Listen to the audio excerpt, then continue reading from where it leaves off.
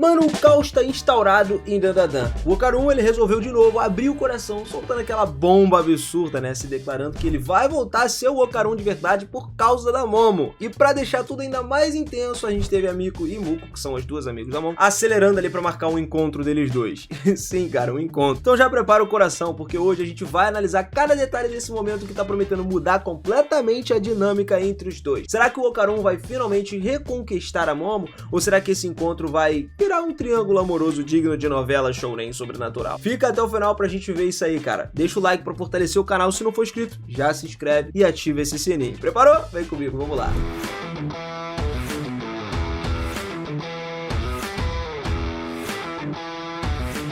Fala, seus otakus, beleza? Eu sou o Minas e sejam muito bem-vindos a mais um videozão aqui no canal. Tamo de volta falando de Dandadan, galera. E olha só, sem erro aqui, né, sem mais delongas, a história já começa com a Momo caminhando ali pelos corredores da escola lá e tal. Ela encontrou um homem que observava ela atentamente, estava se aproximando, só que a presença parecia deslocada. Tinha algo nele que despertava uma sensação de familiaridade. Esse homem era o professor Sanô, o cara supervisor lá do clube de pesquisa de história cultural e tudo mais, e mesmo que ele afirmasse conhecer ela, a Momo não conseguia se lembrar de nada a respeito dele. Ela tinha aquele bloqueio, né, como se fosse uma barreira invisível que impedia ela de confiar totalmente. Mas ainda assim o professor demonstrava uma calma, gentileza, entregou um objetozinho pra ela que era um apito anticrime, né? E a Momo aceitou, mais por precaução, né, do que pela crença na sua utilidade. Algo nela dizia que aquele item seria importante, mesmo que ela não compreendesse o porquê. E depois de uma breve conversa, o professor partiu e a Momo seguiu em direção à sala de aula. Lá ela encontrou Miko e Muko, que estavam ali, quem perguntou sobre o tal desse professor, e as duas surpresas perceberam imediatamente que a Momo tinha perdido as memórias. O professor Sanome, ele sempre esteve presente na escola desde o início do curso, o que deixou a Momo muito confusa e muito intrigada. Se ele sempre esteve lá, como que ela simplesmente poderia ter esquecido ele? Ah, em lembrança desse cara,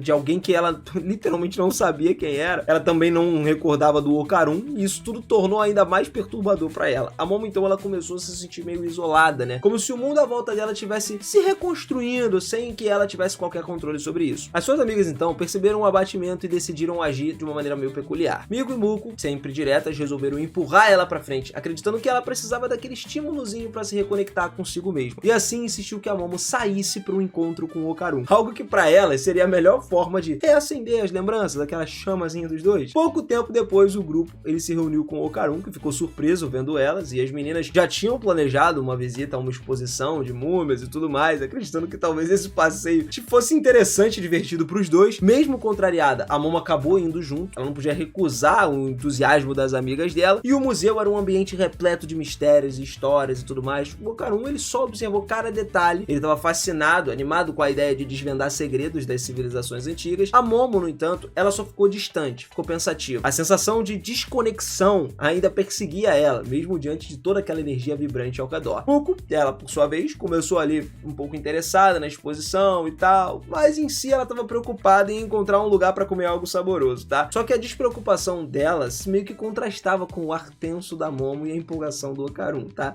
Isso tudo criou um equilíbrio curioso entre o cômico e o introspectivo. Assim, entre risos, mistérios, memórias fragmentadas, o grupo foi mais pra frente, avançando no capítulo das suas vidas. Um em que o passado esquecido começava aos poucos a se entrelaçar de novo com esse presente, e finalmente a Miko aceitou que tinha superado o interesse por múmias. A verdade é que ela não estava muito empolgada em ver todo mundo lá, em ver as múmias, né? De qualquer forma, o grupo ele entrou na exposição, observando duas figuras lá logo de frente mumificadas, e a Momo ficou impressionada. Ela não acreditava que aquelas múmias fossem reais. O Okarun, por outro lado, ele estava observando tudo com muita atenção, admirando o fato de ter mais de 2500 anos antes de Cristo, e cara, aquilo ali foi preservado em tão bom estado até agora. Enquanto isso, Miko observando tudo com desinteresse, Muko sequer se aproximou, preferindo ir direto para a loja de presente. A Momo ficou curiosa, se perguntava o motivo pela qual alguém teria começado a praticar essa questão de mumificar os corpos e tudo mais, e o Okarun explicou que na antiguidade acreditava-se que a vida depois da morte só seria possível se o corpo físico fosse preservado. Por isso, as famílias reais mandavam mumificar os seus entes queridos, garantindo que eles pudessem ressuscitar no outro mundo. Eles também mencionou um detalhe interessante. Em japonês, múmia era chamada de mira, a palavra derivada do português mirra. O nome é basicamente de uma substância usada justamente no processo de mumificação. A Momo cada vez mais ficou fascinada pelas histórias e os fatos fatos que o Okarun começou a contar.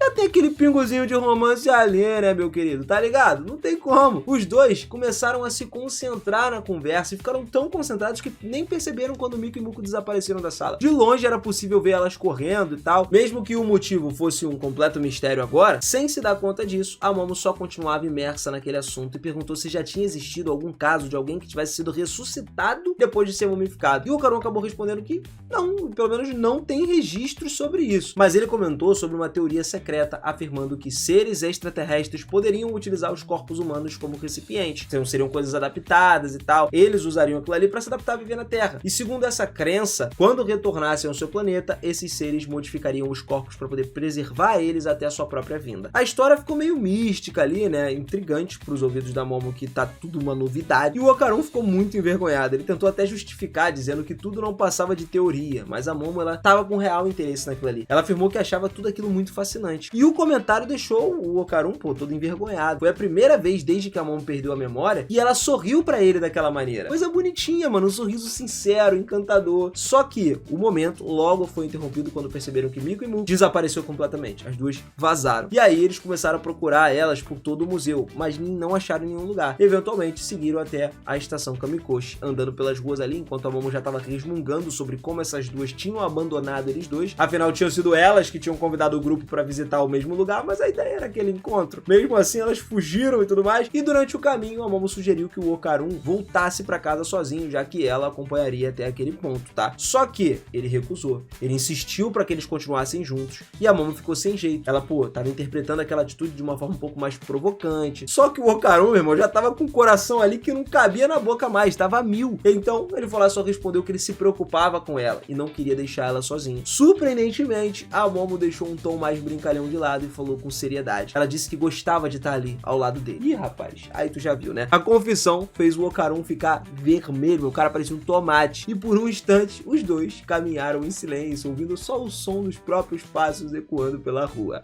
Até que reuniu coragem e o Okarun decidiu ser sincero. Ele realmente gostava dela, cara, e muito. Daí a Momo ficou sem palavras. Ela só ficou corada, né, toda vermelhinha também no mesmo instante, enquanto tentava processar o que ela ouviu do Okarun, e ainda ficou confusa, perguntando a si mesmo como que ele conseguia dizer uma coisa assim com tanta calma. E o Okarun, ele desviou o olhar e respondeu de uma forma simples e honesta. Ela tinha perguntado e ele não tinha motivo pra mentir. Então ela chegou e abriu o coração, mano. Mesmo nervosa, a Momo quis saber se ele deixaria esse assunto de lado e tal, como se nada tivesse acontecido. Mas o Okarun, com confiança, ele afirmou que sim, mas apenas se fosse o que ela quisesse, que ele queria que ela continuasse sabendo disso. Por fim, sem conseguir encarar ela direto, ele perguntou se tudo aquilo significava pra ela também. Talvez ela gostando dele, né? E a pergunta pegou a Momo de surpresa. E aí encerrou o momento com uma mistura de tensão, silêncio, emoção, a parada toda. Agora era a Momo quem tinha que questionar tudo. Ela não entendeu o motivo de gostar do Okarun. E quando falou isso, partiu o coração do garoto mais de uma vez. Ele tava tentando manter a calma e tal, percebendo que ela realmente tinha esquecido tudo que eles viveram, e o que deixava, de fato, ele ainda mais triste, tá? A fala dele acabou irritando a Momo, que retrucou, dizendo que ele tava interpretando tudo errado, que não deveria insistir em algo que não existia. Mas o Okarun, com a mesma serenidade, ele só afirmou que ele sabia o que ele sentia, e que sim, ele gostava dela. Essa confiança aí só fez a Momo se enfurecer ainda mais. No momento, ele se transformou numa pequena disputa física, tá? A Momo, ela segurou a cabeça do Okarun ali com as mãos, tentou fazer ele calar a boca, tá? Mas mesmo assim, ele continuou dizendo que ele não culpava ela, afinal, ela tinha esquecido de tudo que eles viveram, mas que os seus sentimentos continuavam os mesmos. A Momo, ela respondeu com muita raiva, dizendo que apenas alguém obcecada e egocêntrica o suficiente falaria alguma coisa assim. Ainda assim, o Okarun, ele não recuou, cara. Ele disse que podia chamar ele do que quisesse, mas que aquela era a pura verdade. A determinação dele começou, de alguma forma, a abalar a resistência da Momo. Aí foi quando ela parou e perguntou por que ele tinha decidido revelar tudo aquilo, mencionando, tipo, uma garota bonita e tal, presumindo que talvez fosse ela quem ele realmente gostasse. No fundo, a Momo parecia estar testando as palavras do Okarun, tentando entender até onde ele iria com aquela confissão de amor dele. E o Okarun, ele manteve a posição dele firme. Ele queria só que ela escutasse, mano, que ela soubesse o quanto ele se importava com ela. E isso tornava o cara vulnerável, mas também muito sincero. A Momo, ela ainda estava irritada, sem argumento, ela insistiu que aquilo não tinha sentido nenhum, e foi nesse momento, no meio da discussão, que o céu começou a escurecer do nada. O ambiente mudou completamente, ficou tomado por uma escuridão muito mais densa, o que fez a Momo se assustar. Ela olhou ao redor, ela estava confusa, tentando entender o que estava acontecendo, e o Okarun, por outro lado, ele parecia entender a gravidade da situação. Daí ele observou quando uma figura inteira coberta de bandagem surgiu, empunhando uma katana, e foi se aproximando aproximando lentamente uma bicicleta. Ao redor tinha um exército de servos que estava cercando ele. E essa aparição levantou uma dúvida ainda maior. Por que aquela criatura parecia comandar um grupo de seres serpentinos, cara, que são aqueles os serpos e tudo mais? Nesse momento foi o momento em que terminou o capítulo, com tensão no ar, tudo que pode acontecer. Cara, ainda assim, isso gerou muitas dúvidas pra gente também. E pode ter sido um dos capítulos mais empolgantes até então. Tudo se encaixou perfeitamente, o desenvolvimento dos personagens, o clima, a emoção, a reviravolta sobrenatural, tudo. Mas antes de mais nada, Miko e Muko merecem os créditos.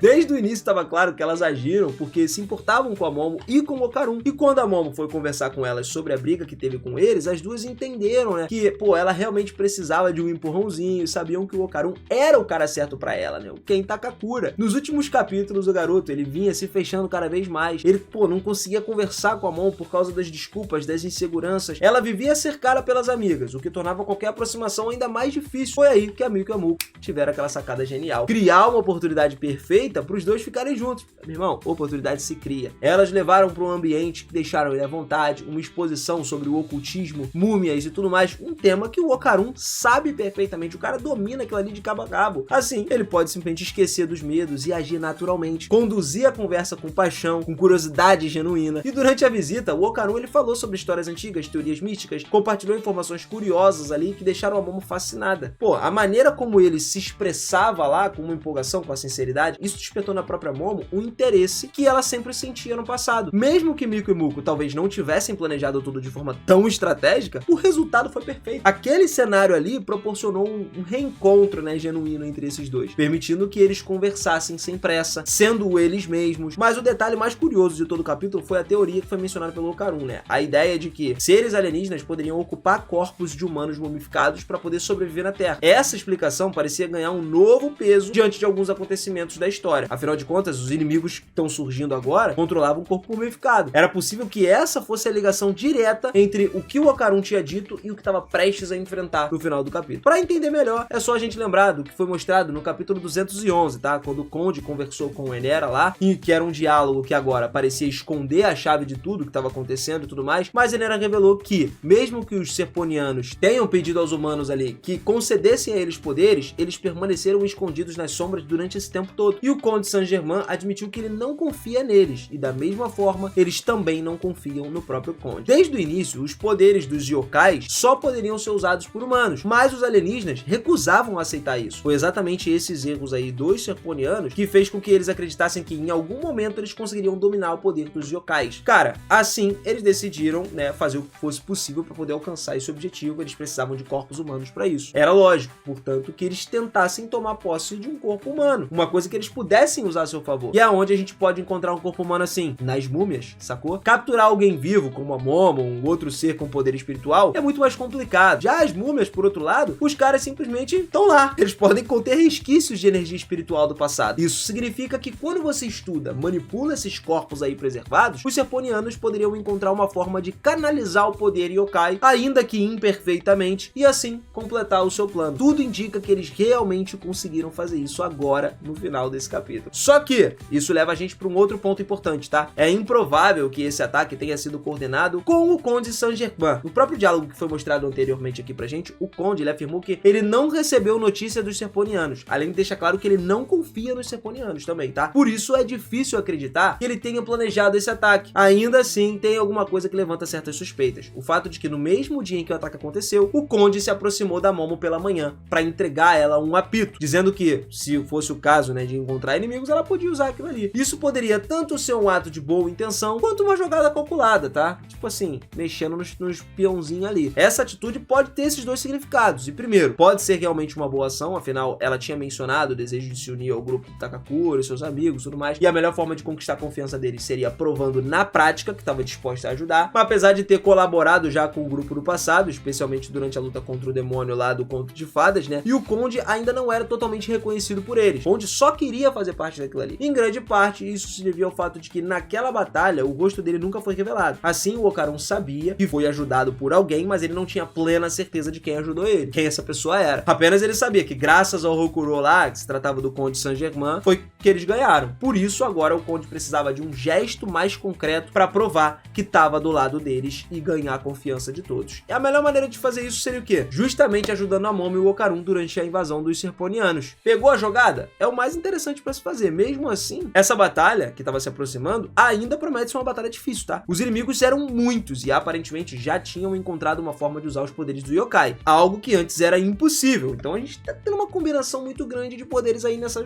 jogada, cara. E durante a conversa com o Inera, foi dito que os serponianos tinham recebido poderes, mas não sabiam utilizar esses poderes. Se essa teoria estiver certa e eles realmente conseguiram tomar posse dos corpos humanos mumificados, então agora eles podem sim controlar essas energias. A primeira possibilidade para um próximo confronto é que a Momo recuperasse os poderes dela. Isso é o que a gente tá esperando. Faz sentido, né? Porque como já foi mencionado, ela precisa reviver o mesmo tipo de situação que levou ela a despertar suas habilidades pela primeira vez, lá no primeiro episódio com o Okarun dentro da nave dos serponianos. E o ataque iminente criou exatamente esse tipo de cenário, entendeu? Além disso, tem uma chance de que a Momo finalmente aceite a existência dos seres extraterrestres ali depois desse ataque, o que seria um grande avanço na sua jornada. Outro ponto importante é o Okarun, cara. Ele ainda parece estar nos estágios iniciais do treinamento dele. Não tá claro se ele já domina o Ki ou se ele sabe como usar esse Ki corretamente, né? Como usa a arma dele. Mas é possível que durante a próxima luta a gente veja pela primeira vez o verdadeiro potencial do seu bastão. E talvez até mesmo uma demonstração de poder comparável a, sei lá, o Kong.